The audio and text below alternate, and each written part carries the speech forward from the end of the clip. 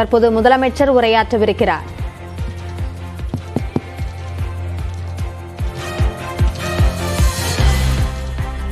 பொதுச் செயலாளர் உள்ளிட்ட மேடையில் உள்ள அனைவருக்கும், வருகை தந்திருக்கக்கூடிய உங்களுக்கும், குறிப்பாக ஊடகத்துறையை சார்ந்திருக்கக்கூடிய தோழர்களுக்கும் நண்பர்களுக்கும் என்னுடைய நன்றியை, வணக்கத்தை நான் தெரிவித்துக் கொள்ள விரும்புகிறேன். தேர்தலுக்கு முன்பாக ஒரு அறிக்கை தயாரித்து பொறுப்புக்கு வந்த பின்னாடி அதை முழுமையா நிறைவேற்றி காட்டுவதில் முதன்மை இயக்கமாக விளங்கிக் கொண்டிருப்பது நம்முடைய திராவிட முன்னேற்ற கழகம்.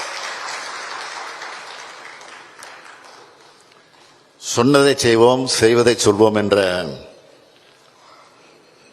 தமிழக தலைவர் கலைஞர் அவர்கள் அளித்திருக்கக்கூடிய உறுதிமொழி,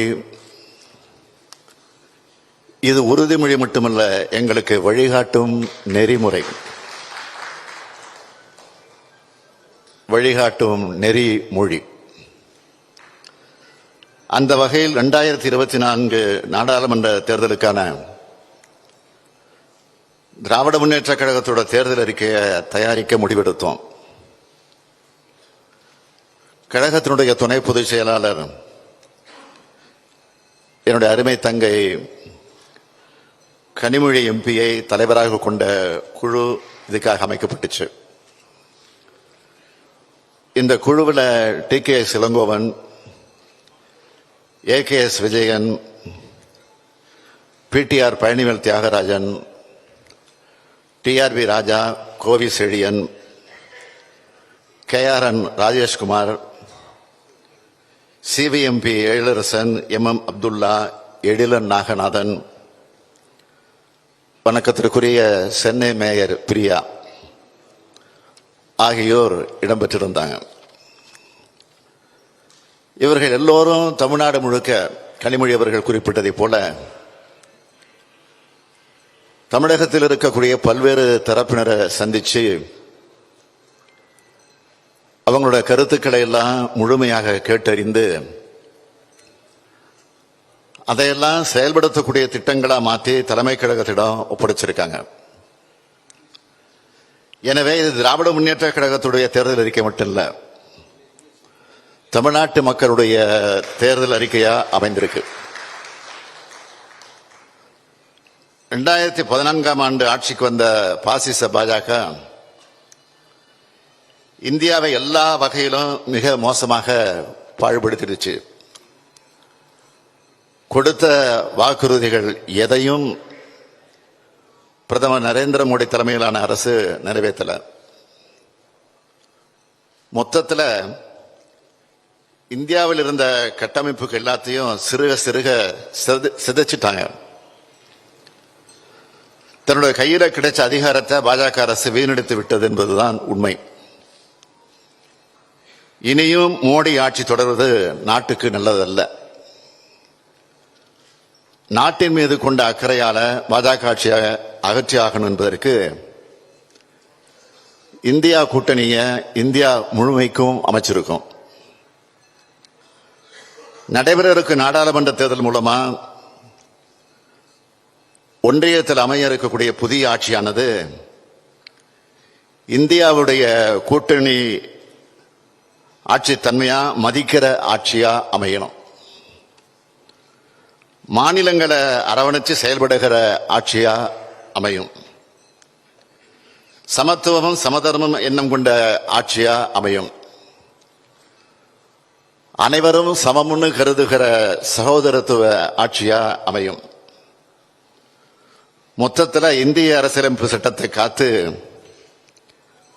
மக்களாட்சி மாண்பை செம்மைப்படுத்தும் ஆட்சியா அமையும். அப்படி அமையக்கூடிய புதிய அரசின் மூலமாக எத்தகைய திட்டங்களை தமிழ்நாட்டு மக்களுக்கு செய்து தருவோம் என்பதை இந்த தேர்தல் அறிக்கையில விளக்கி இருக்கிறோம். திராவிட மாடல் ஆட்சியின் மூலமா தமிழ்நாட்டோட வளர்ச்சிக்காக தீட்டி வரும் திட்டங்கள், இந்தியா முழுமைக்கும் கொண்டு சேர்க்கிற செயலையும் செய்ய இருக்கோம். அதுக்கான 64 பக்கம் கொண்ட தேர்தல் அறிக்கையை தயாரிச்சிருக்கிறோம். அனைத்து தரப்பையும் உள்ளடக்கிய அறிக்கையா இந்த தேர்தல் அறிக்கையை தயாரிச்சிருக்கிறோம். ஒட்டுமொத்த இந்தியாவுக்குமான உன்னத திட்டங்கள், தமிழ்நாட்டோட வளர்ச்சிக்கான சிறப்பு திட்டங்கள், தமிழ்நாட்டோட ஒவ்வொரு மாவட்டத்திற்குமான வளர்ச்சி திட்டங்கள்னு தங்கை கனிமொழி தலைமையிலான இந்த குழு மிக சிறப்பா இந்த தேர்தல் அறிக்கையை தயாரிச்சிருக்கு. தேர்தல் அறிக்கை தயாரிப்பு குழுவிற்கு, அதனுடைய தலைவர் கனிமொழி அவர்களுக்கும் இந்த குழுவினருக்கும் என்னுடைய நெஞ்சார்ந்த நன்றியை தலைமை கழகத்தின் சார்பில் நான் தெரிவித்துக் கொள்ள விரும்புகிறேன். இந்த குழுவை சந்திச்சு தங்களுடைய கருத்துக்களை பகிர்ந்துகிட்ட எல்லா தரப்பினருக்கும் நான் நன்றி கூற விரும்புகிறேன். இந்த தேர்தல் அறிக்கையோட மிக முக்கியமான செயல் திட்டங்கள் மட்டும் தலைப்பு செய்திகளாக அளிக்க விரும்புகிறேன். மாநிலங்கள் உண்மையான சுயாட்சி பெறுகிற வகையில் இந்திய அரசியலமைப்பு சட்டம் திருத்தப்படும்.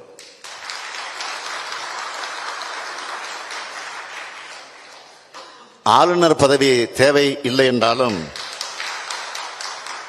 அந்த பதவி இருக்கிற வரைக்கும் மாநில முதலமைச்சர்களோட ஆலோசனை பெற்ற ஆளுநர்கள் நியமிக்கப்படணும். ஆளுநர்களுக்கு அதிக அதிகாரம் வழங்குகிற பிரிவு 361 நீக்கப்படும். உச்சநீதிமன்றத்தோட கிளை சென்னையில் அமைக்கப்படும். புதுச்சேரிக்கு மாநில தகுதி வழங்கப்படும். ஒன்றிய அரசு பணிகளுக்கு தமிழ் உள்ளிட்ட மாநில மொழிகளில் தேர்வு, நேர்முக தேர்வு ஆகியவை நடத்தப்படும். ஒன்றிய அரசு அலுவலகங்களில் தமிழ் பயன்படுத்தப்படும். அனைத்து மாநில மொழிகளது வளர்ச்சிக்கும் சம அளவு நிதி வழங்கப்படும். திருக்குறள் தேசிய நூலாக அறிவிக்கப்படும்.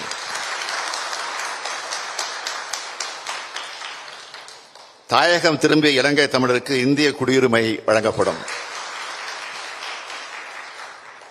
ரயில்வே துறைக்கு தனி நிதிநிலை அறிக்கை தாக்கல் செய்யப்படும். புதிய கல்விக் கொள்கை ரத்து செய்யப்படும். நாடாளுமன்ற சட்டமன்றங்களில் பெண்களுக்கான 33 விழுக்காடு இடஒதுக்கீடு உடனடியாக அமல்படுத்தப்படும். நாடு முழுவதும் உள்ள அரசு பள்ளி மாணவர்களுக்கு காலை உணவு திட்டம் செயல்படுத்தப்படும். இந்தியா முழுவதும் உள்ள குடும்ப தலைவிகளுக்கு மாதந்தோறும் 1000 ரூபாய் மகளிர் உரிமை தொகை வழங்கப்படும். தமிழ்நாட்டுக்கு நீட் தேர்விலிருந்து விலக்கு அளிக்கப்படும். மாநில முதலமைச்சர்களை கொண்ட மாநில வளர்ச்சி குழு அமைக்கப்படும். மகளிர் சுய உதவி குழுக்களுக்கு 10 லட்சம் ரூபாய் வட்டியில்லா கடன் வழங்கப்படும். பாஜக அரசின் தொழிலாளர் நல விரோத சட்டங்கள் மறுசீரமைப்பு செய்யப்படும். தேசிய நெடுஞ்சாலைகளில் இருக்கக்கூடிய சுங்கச்சாவடிகள் முற்றிலுமாக அகற்றப்படும்.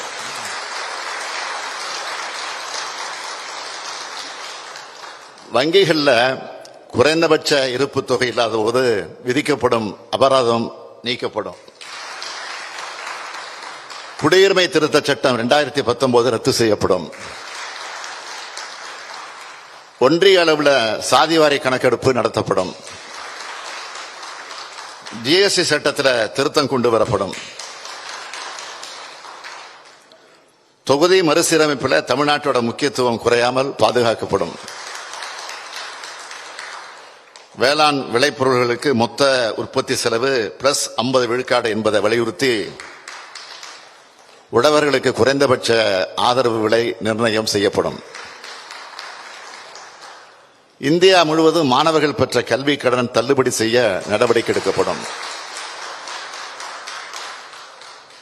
விமான கட்டணம் நிர்ணயிப்பது முறைப்படுத்தப்படும். எல்பிஜி சிலிண்டர் விலை 500 ரூபாய், பெட்ரோல் விலை 75 ரூபாய், டீசல் விலை 65 ரூபாயாக குறைக்கப்படும்.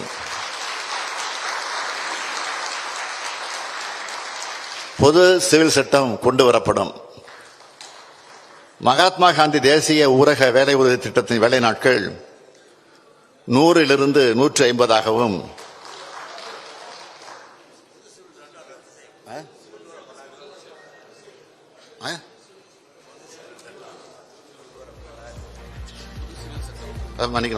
பொது சிவில் சட்டம் கொண்டு வரப்படாது.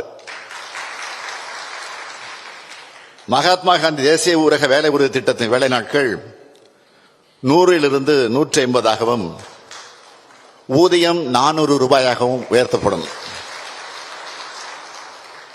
ஒன்றிய அரசின் உயர்கல்வி நிறுவனங்களான IIT, IIM, IISc, IIARI ஆகியவை தமிழ்நாட்டில் புதிதாக அமைக்கப்படும். பாஜக அரசால் கொண்டுவரப்பட்ட மக்கள் விரோத சட்டங்கள் அனைத்தும் மறுபரிசீலனை செய்யப்படும். ஒரே நாடு ஒரே தேர்தல் திட்டம் கைவிடப்படும். மாணவர்களுக்கு வட்டி இல்லாத கல்வி கடனாக 4 லட்சம் வரை வழங்கப்படும். ரூபாய் 4 லட்சம் வரை. ரயில்வே துறையில் வழங்கப்பட்டு வந்த கட்டண சலுகைகள் மீண்டும் வழங்கப்படும். இஸ்லாமியர் மற்றும் இதர சிறுபான்மையினர் மேம்பாடு குறித்து ஆராய்ந்த சச்சார் கமிட்டி பரிந்துரைகள் செயல்படுத்தப்படும். சென்னையில் 3வது ரயில் முனையம் அமைக்கப்படும். இதெல்லாம் மிக மிக முக்கியமான வாக்குறுதிகள். ஊடகத்துறை நண்பர்கள் அத்தகைய முக்கியமான அறிக்கையாக அமைந்திருக்கக்கூடிய இந்த அறிக்கையை முழுமையாக தமிழ்நாட்டு மக்கள்கிட்ட கொண்டு போய் நீங்கள் சேர்க்க வேண்டும் என்று நான் கேட்டுக்கொள்கிறேன்.